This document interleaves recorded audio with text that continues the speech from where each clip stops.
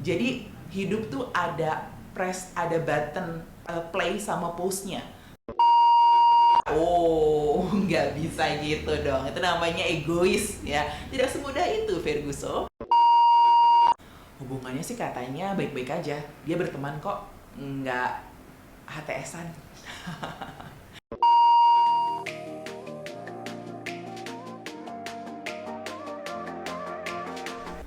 Selamat datang di podcast Cuap-Cuap Karir episode 5. Niat produktif kok jadi sensitif, bersama saya Helty Nirmalasari dari Program Studi Administrasi Bisnis FISIP Unpad.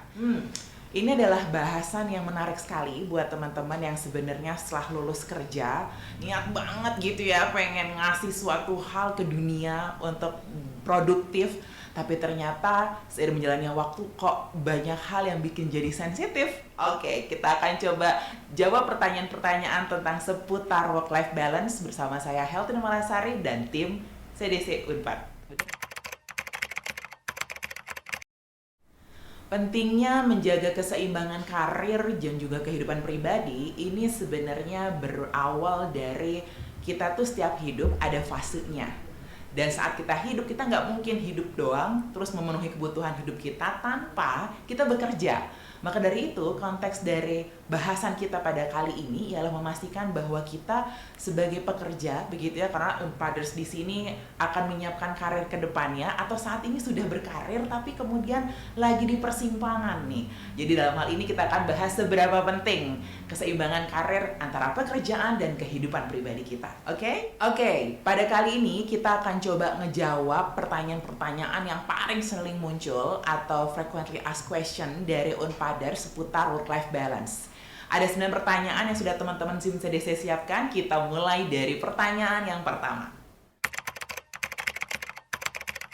Kita masuk ke pertanyaan pertama tentang arti keseimbangan kehidupan pekerjaan dan kehidupan pribadi. Oke, sebenarnya gini disclaimer-nya. Ini tuh semacam sebuah pendapat yang seiring berjalannya waktu ini berkembang. Kalau yang berkembang sampai detik ini tentang work-life balance atau keseimbangan antara pekerjaan dan kehidupan pribadi adalah persepsi individu tentang kesesuaian pekerjaan dan juga non-pekerjaan sesuai dengan fase kehidupan dia. Jadi dalam hal ini ternyata saat ini definisi atau arti work-life balance itu benar-benar sesuai dengan persepsi diri atau persepsi Unpaders memandang work-life balance itu seperti apa. Oke, next question. Dampak positif kalau Unpaders berhasil menyeimbangkan antara kehidupan pekerjaan dan kehidupan pribadi. Tentunya ini sama seperti fitrahnya hidup kita, bahwa hidup kita nggak melulu kerja terus, tapi kita juga punya kehidupan pribadi. Kehidupan pribadi itu maksudnya adalah kehidupan sama diri sendiri, sama Tuhan, sama keluarga, sama teman-teman. Maka kalau misalnya kita bisa seimbang, balance antara kesemua itu, yang pasti yang pertama kita akan produktif. Jadi hidup tuh ada button play sama pause-nya.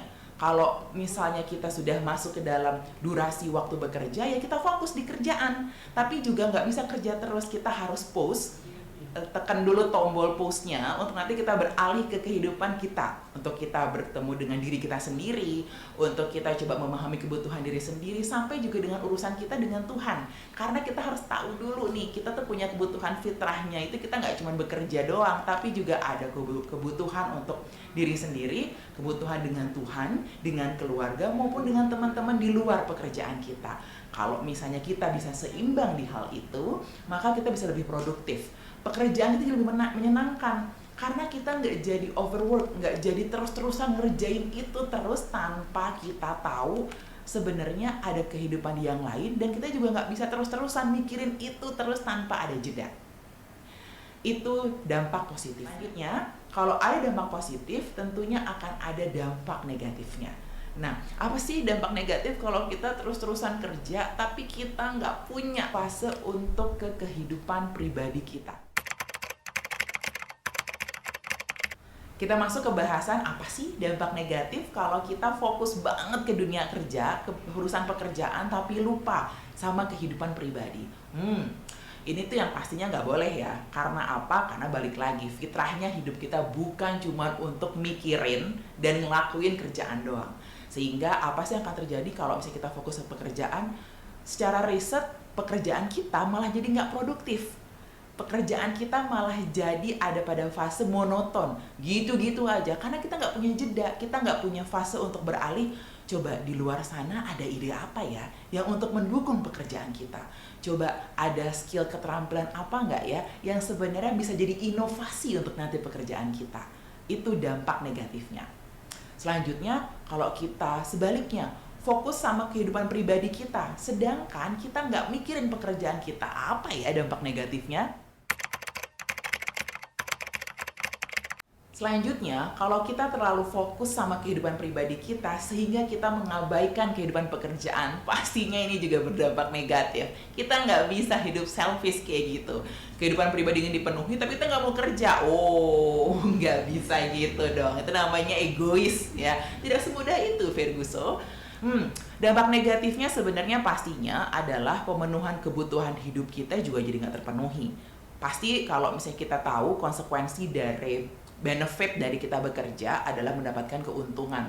Salah satunya adalah benefit finansial dan sosial tentunya juga. Jadi dalam hal ini ya kita nggak bisa ya, kita hanya pengen memenuhi kebutuhan diri sendiri tanpa kita melakukan tanggung jawab kita di bidang pekerjaan. Jadi dampak negatifnya ya kita akan nggak imbang nih hidupnya, begitu ya. Kita nggak akan, bahkan kebutuhan pribadi kita nggak akan bisa terpenuhi. Selanjutnya, kalau kita udah tahu ada dampak negatif dan dampak positif, gimana caranya kita tahu alarm apa yang harus bunyi kalau kita tahu bahwa itu udah ada tanda-tanda ketidakseimbangan? Oke, kita jawab pertanyaan selanjutnya. Tanda-tanda ketidakseimbangan itu diantaranya adalah coba pertama kita refleksi dulu.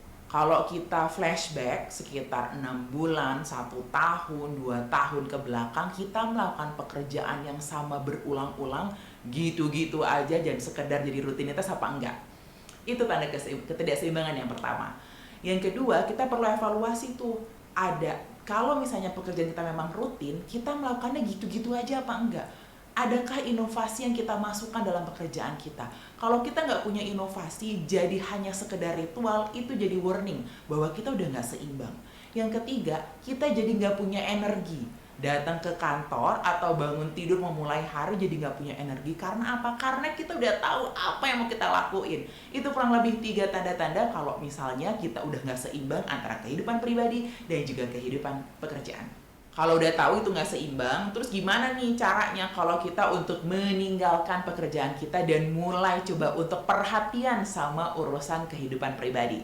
Oke, kita next ke pertanyaan selanjutnya. Gimana sih caranya nentuin kapan ya sebaiknya kita meninggalkan pekerjaan? Gini, yang perlu kita pahami, definisi meninggalkan itu nggak ada. Tapi kita coba ganti katanya dengan kata memberikan jeda.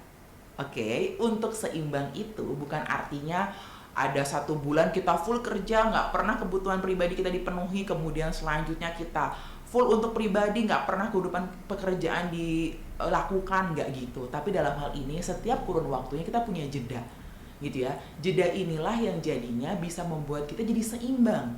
Oke, kadang-kadang kita nggak bisa selalu berharap bahwa kehidupan kita tuh dari sisi waktunya tuh balance setiap harinya. Tapi kita perlu tahu nih, oh kalau misalnya saat ini workload kita lagi banyak, maka kita akan bisa jadi switching dulu, fokus dulu ke pekerjaan itu hingga nanti suatu saat ada waktunya kita bisa fokus ke kehidupan pribadi. Jadi bukan meninggalkan ya teman-teman, tapi beri diri sendiri jeda. Nah, jedanya itu kita perlu paham kapan sebaiknya dan apa sebenarnya indikasi kalau kita udah mulai butuh jeda. Jangan tiba-tiba kerja enggak, jeda mulu kerjaannya. Nggak boleh banget tuh kayak gitu. Oke? Nah, jeda tadi kapan ya baiknya dilakukan? Oke, pertanyaan selanjutnya kita akan bahas kapan jeda itu baiknya dilakukan. Bukan meninggalkan, tapi kasih jeda. Ada kalanya pekerjaan itu lagi banyak-banyaknya, tapi ada kalanya juga lagi santai-santainya. Atau mungkin terus padat, kayaknya enggak ya kalau terus padat ya. Sebenarnya lebih kepada bagaimana kita menyesuaikan, memberikan prioritas. Kapan tahu berhenti dan kapan perlu tahu istirahat. Jadi sebenarnya untuk mencapai seimbang saat workload padat, beberapa tips dari saya buat Unpaders yang pertama adalah accept dulu. Ini penting banget, kita tuh perlu sadar bahwa saat ini kita mungkin lebih banyak dominasinya ke pekerjaan kita dulu. Di-accept dulu deh, karena dalam hal ini mungkin ada fase yang nggak bisa kita hindari. Kita lagi tinggi-tingginya hal tersebut. Jadi pertama diterima dulu, jangan langsung denial dulu, jangan langsung rasa burnout dulu, diterima dulu. Kemudian setelah kita menerima, kita jadi tahu, sadar, dan memahami, oke, kalau saat ini mungkin kita bisa mengesampingkan dulu atau sebenarnya memberikan waktu dulu untuk pekerjaan. Yang kedua, selanjutnya, beri pemahaman untuk kebutuhan kehidupan yang lain. Contohnya, kalau lagi workload padat, maka kita perlu beri pemahaman untuk diri sendiri, perlu beri pemahaman terhadap keluarga, ataupun teman-teman sosial kita, sehingga jadi yang kebutuhan lain itu tidak merongrong karena kita saat ini lagi fokus dulu di sini. Nanti ada waktunya kita butuh akan menekan tombol play untuk kita bermain bersenang-senang untuk diri sendiri dan juga untuk keluarga dan juga teman-teman. Ada nggak ya hubungan antara keseimbangan pekerjaan dan kehidupan pribadi dengan produktivitas? Hubungannya sih katanya baik-baik aja. Dia berteman kok, nggak HTS-an. Kita jawab dari pertanyaan selanjutnya. Ya, hubungan antara keseimbangan kerja dan kehidupan pribadi dengan produktivitas itu dari sekian banyak riset sangat berhubungan dan saling mendukung. Kalau seseorang yang hidupnya balance, tahu begitu ya kapan jedanya, kapan perlu fokus ke pekerjaan tapi juga tidak meninggalkan kebutuhan pribadi, dan sebaliknya dia memenuhi kebutuhan pribadi dan juga tahu tanggung jawabnya di pekerjaan, itu sangat berhubungan dengan produktivitas. Karena apa? Karena sebenarnya jeda ini tuh sangat mendukung produktivitas, gitu ya. Jeda ini bisa meningkatkan imunitas, meningkatkan semangat, meningkatkan inovasi-inovasi, sehingga akhirnya produktivitas pun bisa tercapai. Kalau kita udah tahu nih, ada hubungan antara keseimbangan pekerjaan dan kehidupan pribadi dengan produktivitas, tentunya kita pengen tahu dong caranya, gimana caranya untuk kita bisa hidup seimbang antara pekerjaan dan kehidupan pribadi. Kita jawab, kita bahas di pertanyaan selanjutnya. Kita akan bahas mengenai hal-hal yang bisa kita lakukan untuk menjaga keseimbangan antara kehidupan pekerjaan dengan kehidupan pribadi. Yang paling utama buat Unpaders semua adalah kita perlu memahami kebutuhan kita tuh apa aja. Dan paling baik sarannya adalah kita kembali ke fitrah diri, bahwa kehidupan di luar pekerjaan itu bukan hanya kehidupan kita sama diri sendiri, tapi kita punya loh hubungan sama dengan Tuhan, dengan keluarga, dengan teman-teman. Nah, kita pahami itu dulu, sehingga yang kedua, cara untuk menyeimbangkannya adalah kita memilih secara sadar pilihan berkarir apa supaya selaras antara kebutuhan pribadi kita dengan pilihan karir tersebut. Nah, ini adalah cara yang paling dasar, sehingga kalau misalnya nanti di kemudian hari akan ada hal-hal, misalnya ternyata urusan pribadinya jadi lebih membutuhkan prioritas, urusan pekerjaan bisa memahami. Pun juga sebaliknya, saat pekerjaan butuh diprioritaskan, kebutuhan pribadinya nggak jadi merongrong atau jadinya ada benturan-benturan. Maka itulah cara seimbang. Nah, itu dia 9 pertanyaan yang sudah disiapkan oleh tim CDC. Semoga bisa meluaskan perspektif Unpaders yang mungkin saat ini akan masuk ke dunia kerja, begitu ya, harus habis lulus nih, kira-kira apa yang akan menjadi prioritas, gimana caranya supaya balance, gimana caranya supaya nggak burn out. Semoga bermanfaat. Dan sebagai simpulan, ada 2 poin yang menurut saya perlu dijadikan pegangan buat teman-teman. Yang pertama ialah pahami betul kebutuhan teman-teman itu apa.